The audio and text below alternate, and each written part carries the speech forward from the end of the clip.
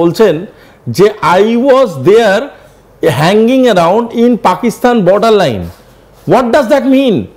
মানে একটা অন্য দেশের বর্ডার লাইনে আমেরিকান আর্মি আছে, আমেরিকান আর্মি স্বীকার করছেন অন দ্য প্রেস কনফারেন্স। তুমি আরেকবার মানে যদি কখনো দেখাতে পারো দেখবে উনি বলছেন we hang around in the Pakistan Afghanistan border line. Why the hell you will hang around?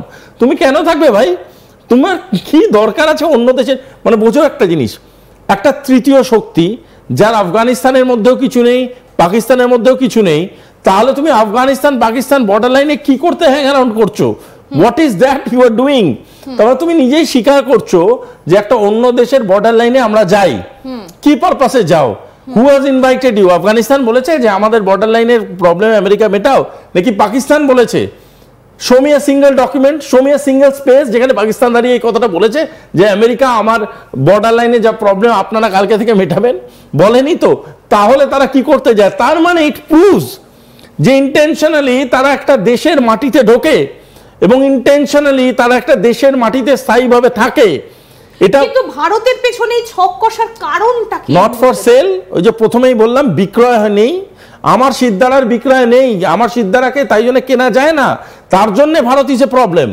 Y India is a problem? এই তিনটে দেশ যাদের কথা বলছো, আফগানিস্তান, পাকিস্তান আর বাংলাদেশ, এই তিনটে দেশের সিদ্ধারা তো বহুদিন আগে ভেঙে গেছে। কোথাও কোনো জায়গায় গিয়ে দেখতে পাবে যে আমেরিকা তাদের দেশে 17-18 বছর ছিল, ভেঙে দিয়ে চলে গেছে। কোনো দেশ হচ্ছে পাকিস্তান যে নিজে হাতে কাটোরা নিয়ে গোটা পৃথিবীতে ঘুরে বেড়াচ্ছে, টাকা নেই, পয়সা নেই, মিনিমাম হেল্পটুকু নিজের সিটিজেনদের করতে পারছে না, তো সে বিক্রি হয়ে গেছে আমেরিকার হাতে। আরেকটা হচ্ছে বাংলাদেশ, যার নিজের কোনো গভর্নমেন্ট নেই, যার নিজের কোনো সোশ্যাল স্ট্যাটাস নেই, যার নিজের কোনো গ্লোবাল স্ট্যাটাস নেই। তারা কি করছে? তারাও বাটি নিয়ে বেরিয়ে পড়েছে রাস্তায়, তারাও বিক্রি হতে শুরু করে দিয়েছে।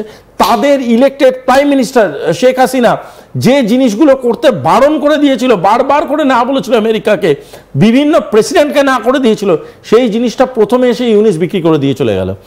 প্রথমেই এসে পোর্টের অ্যাক্সেসটা দিয়ে দিল। তার মানেটা কি? তার মানেটা হচ্ছে সবার জন্য খুলে দিল।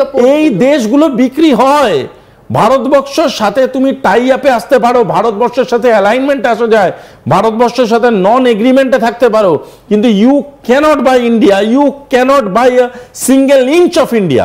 আমরা সেই দেশের বাসিন্দা, আমাদের সাথে এই জন্য কন্টেস্ট করতে গেলে এদের এই কিন্তু এই সারা অ্যাডামসের রিপোর্টটা কি যথেষ্ট উদ্বেগজনক বলে আপনি মনে করছেন? মানে যে কোনো মুহূর্তে কি ভারতে সেই অ্যাটাকটা হতে পারে আফগানিস্তান থেকে? দেখো টিমকে যে একজন জেনারেল পদমর্যাদার একজন আধিকারিক, তিনি কিভাবে একেবারে সকলের সামনে পাকিস্তানের প্রশংসা করছেন, আমরা শোনাই জেনারেল কুল্লা কি বলছেন, শুনবো। And trying to do external plots globally to include against the homeland. Right now, what we saw is the Taliban, in going after ISIS-K, they hate each other, pushed a lot of them into the tribal areas on the Afghan-Pakistan border. Through a phenomenal partnership with Pakistan, they have gone after ISIS-Khorasan, killing dozens of them. Through a relationship we have with them, providing intelligence, they have captured at least 5 ISIS-Khorasan high-value individuals. They extradited back Jafar, who was one of the key individuals behind the Abbey Gate bombing. And the first person he called, Chief of the Army Staff Munir, was me, and said, I've caught him, I'm willing to extradite him back to the United States. Please tell the Secretary of Defense and the President. So we are seeing Pakistan, with limited intelligence that we're providing them, go after them using their means to do that. And we're seeing an effect on ISIS-Khorasan. At the same point, they are continuing to move around. Sometimes they'll try and go back into Afghanistan. We have the means to be able to collect, but for the most part right now, they're hanging out right in that border area of Pakistan. And I would also tell you that, I mean, since 2024, the beginning, Pakistan had over 1,000 terrorist attacks in the western area, killing about 700 security and civilians and 2,500 wounded. They're in an active counterterrorism fight right now, and they have been a phenomenal partner in the counterterrorism world. It seems like Oman, Iran, and they've attempted other attacks, and there's actually ties in a classified setting that I could talk in terms of the homeland. whatever we have to do not to go back to that place would be amazing.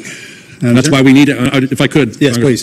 We have to have a relationship with Pakistan and with India. I do not believe it is a binary switch, that we can't have one with Pakistan if we have a relationship with India. We should look at the merits of the relationship for the positives that it has. খুব diplomatic, এবং শেষ কথাটা বলছেন যে আমাদেরকে ভারত এবং পাকিস্তান দুজনের সঙ্গে ভালো সম্পর্ক রাখতে হবে। তার থেকে মজার একটা লাইন আমার শুনে খুব হাসি বেরো, যেটার জন্য আমি হেসে ফেললাম, এই সরি about that।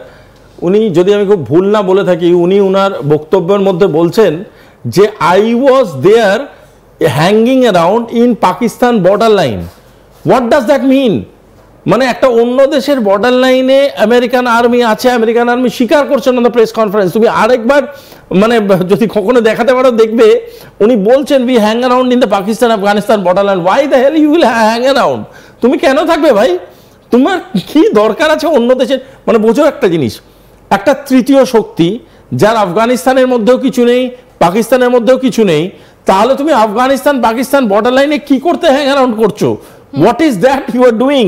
তাহলে তুমি নিজেই স্বীকার করছো যে একটা অন্য দেশের বর্ডার লাইনে আমরা যাই, কি পারপাসে যাও? Who has invited you? Afghanistan বলেছে যে আমাদের বর্ডার লাইনের প্রবলেম আমেরিকা মেটাও, নাকি পাকিস্তান বলেছে?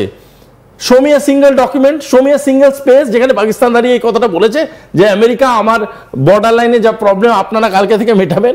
বলেনি তো।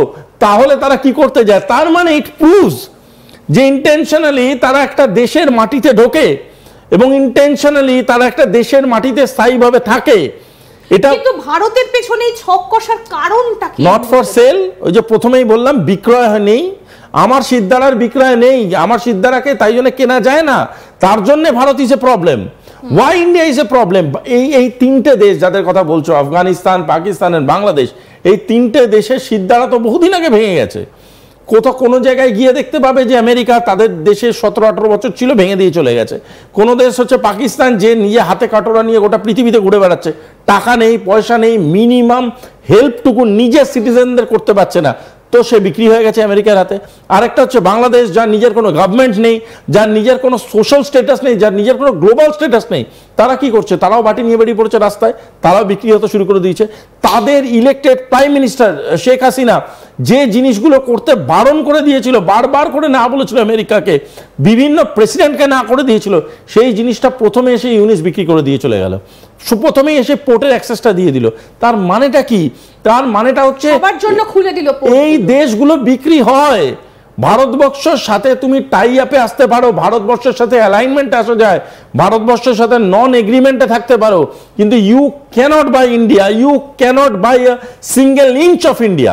আমরা সেই দেশের বাসিন্দা, আমাদের সাথে এই জন্য কন্টেস্ট করতে গেলে এদের এই এই এই কিন্তু এই সারা অ্যাডামসের রিপোর্টটা কি যথেষ্ট উদ্বেগজনক বলে আপনি মনে করছেন? মানে যে কোনো মুহূর্তে কি ভারতে সেই অ্যাটাকটা হতে পারে আফগানিস্তান থেকে? দেখো আমি তোমায় বলি, প্রথম কথা হচ্ছে আফগানিস্তান থেকে অ্যাটাক হওয়ার যে কথাটা আমরা বলছি, এটা অনেক বৃহত্তর একটা কথা, এর মধ্যে বহু পার্ট হতে পারে। প্রথম পার্ট হচ্ছে যেটা আমাদের বুঝতে হবে, সেটা হচ্ছে আফগানিস্তানের ভিতর থেকে যদি ইন্ডিয়ার উপরে অ্যাটাক হওয়ার কোনো কনস্পিরেসি হয়, ইন্ডিয়ার ও আফগানিস্তান গভর্নমেন্টের সাথে সেই রিলেশনশিপ আছে যে সেটাকে তারা কাউন্টার করতে পারে। দ্বিতীয় জিনিসটা হচ্ছে আফগানিস্তান থেকে যদি অ্যাটাকের কোনো একটা, ধরো কি বলবো, যেমন ধরো ওবিএল যখন ছিল, ওসামা বিন লাদেন যখন ছিল, তখন নানান রকম ড্রাফটিং হয়েছে, যেটা পরবর্তীকালে মাসুদ ড্রাফটিং করেছে, অনেক রকমের ড্রাফটিং হয়েছে।